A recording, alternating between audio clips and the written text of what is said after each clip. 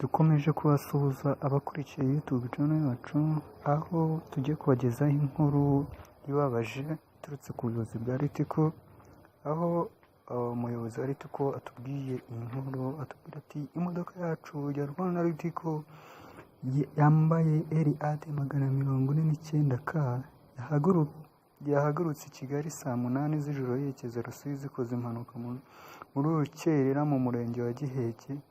Yarimo abagenzi 58 bagize ikibazo bajyanwa ku bitaro bya Gihundwe, 5 bamaze gutaha.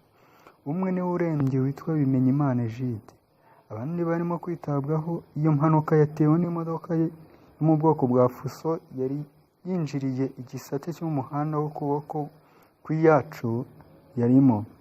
Umushoferi wa Ritiko witwa Mutuyimana Ajaber mu kwepa agonga twa dusima tuba dukikije umuhanda yitura hasi. Ubu uwari utwaye Fuso ubu ngubu aracyakurikiranwe, ntabwo yahise ahagarara, yakomeje aragenda. Kandi dukomeje kwihanganisha abanyarwanda bose, cyane cyane imiryango y'abari bayirimo.